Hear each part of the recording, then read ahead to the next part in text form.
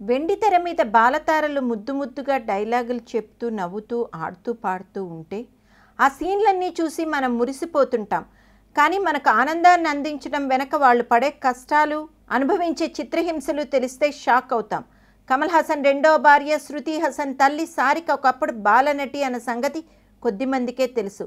ఒక సందర్భంలో తాను బాలనటిగా ఉన్నప్పుడు తన తల్లి వల్ల ఎన్ని బాధలు పడింది, ఆ రోజుల్లో తన పరిస్థితి ఎలా ఉండేది వివరించినప్పుడు జన్మనిచ్చిన తల్లి ఇంత క్రూరంగా ప్రవర్తిస్తుందా అని ఎంతోమంది దిగ్భ్రాంతికి గురై ఆమె పట్ల సానుభూతి చూపారు.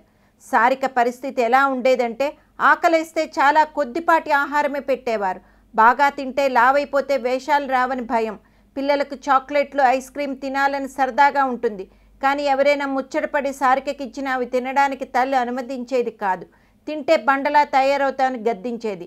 ఆ వయసులో తక్కిన పిల్లలు ఆడుతూ పాడుతూ స్కూల్కి వెళ్తూ ఉంటారు. కానీ ఆ ముచ్చట లేదు సారికకు. ఉదయం నుంచి మధ్యాహ్నం, మధ్యాహ్నం నుంచి సాయంత్రం, సాయంత్రం నుంచి రాత్రి వరకు షూటింగ్లు ఉండేలా సారిక తల్లి కాల్ షీట్స్ ఇచ్చేది. ఇంత చిన్న పిల్ల విశ్రాంతి లేకుండా అంత కష్టపడగలదా అన్న ఆలోచనే లేదు. పిల్ల ముద్దుగా ఉన్నప్పుడే బోలెడు సినిమాలు ఒప్పుకొని ఎంత బాగా డబ్బు సంపాదించగలిగితే అంత మేలని ఆమె భావించేది. షూటింగ్ సమయాల్లో స్టూడియోలోని పెద్ద పెద్ద లైట్స్ నుంచి వెలువడే వేడిమికి పెద్దవాళ్లే తట్టుకోలేరు. కానీ సారిక అవన్నీ భరిస్తూ నటించేది. అలసట కలిగినా, నిద్ర వచ్చి కళ్ళు మూతపడినా చెంప చెళ్ళుమనేలా కొట్టేది ఆ మహాతల్లి. యాక్ట్ చేసే టైంలో నిద్రపోతామేమిటి అని తిట్టేది.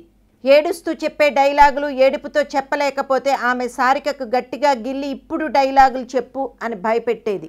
ఆడపిల్లలు తొందరగా ఎదిగిపోతారు, ముఖాలు మారిపోతాయి, అప్పుడు బాలనటిగా వచ్చే సినిమా అవకాశాలు పోయే ప్రమాదం ఉందని ఎదగకుండా ఉండటానికి సారికకు హార్మోన్ ఇంజెక్షన్లు వేయించేది తల్లి.